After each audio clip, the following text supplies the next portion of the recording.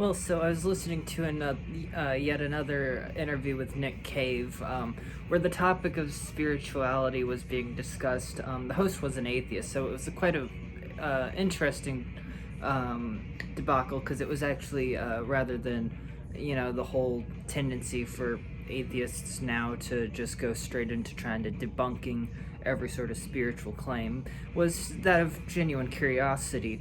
But anyway, Nick Cave expressed a certain distaste for labeling the labeling of irrational posits within metaphysical concepts as pure stupidity, as opposed to the more strictly atheistic variety. In regards to this conceptualization of a sort of higher universal power or powers. He did concede that by the rational standard, it's hard to argue against that framework. However, in that it misses the mark based on much of what is deemed irrational, and abandoning this more abnormal framework. Because with that, the universe is being so vast and a mystery, and that humans have only such a limited comprehension of it, even with and in spite of scientific progress and understanding it. Going on, then, Cave and the host expanded that obviously many things in, say, biblical lore are disputable and even absurd, and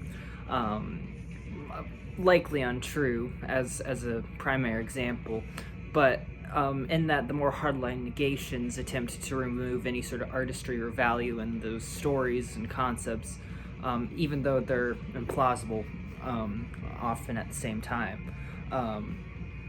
And so from then, in negation from any point, interestingly though, would seem to add to these ideas to some extent, like even in like an apprehension against the Abrahamic framework or Greco-Roman pantheons, whichever mythology one leans into or away from, in such a vehement approach against it somewhat lends to stemming from or into it all the same. It's not so black and white, like, the desecration of Olympian churches, or even Varg Vikernes torching churches, is something that can be taken out of what is disgusted. I mean, Varg used it as an album cover.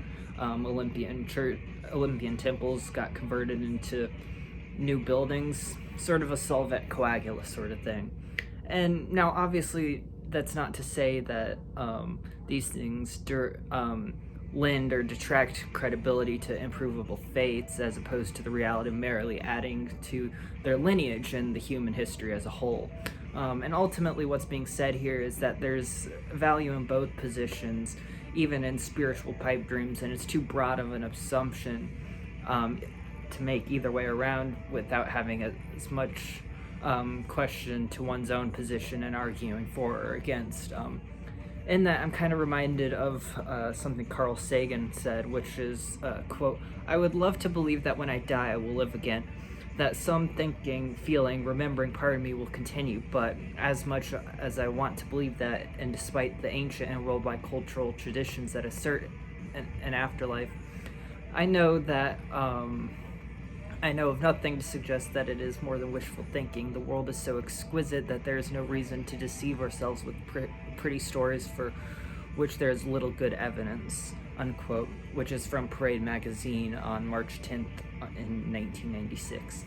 And so going off of that, I will quote Anton LaVey in the Satanic Bible, which is, quote, "All religions of a spiritual nature are inventions of man. He has created an entire system of gods with nothing more than his own carnal brain. Just because he has an ego and cannot accept it, he has to externalize it into some greater spiritual device, which he calls, quote-unquote, God. But no law states that an external God is necessary. He can no longer view himself in two parts, the carnal and the spiritual, but sees them merge, and to his abysmal horror discovers that they are only the carnal and always were," unquote. And so being one and the same, and as Madonna sung, about living in a material world, is the human conscious life not some form of the universe experiencing itself? Would it not imply that carnality is the highest form of spirituality in a way?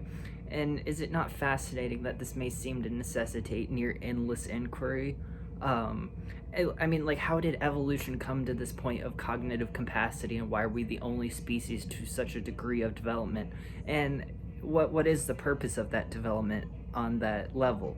And even with those questions, and by all accounts, gods and whatever sort of divinity as humanity prescribes them likely are just that of projection of personal attributes, like desires and dislikes. But even in that, it doesn't wholly disprove that the vast cosmos have things that are undiscovered and yet to be understood in terms of forces, whether they're divine, conscious, or whatever they are around.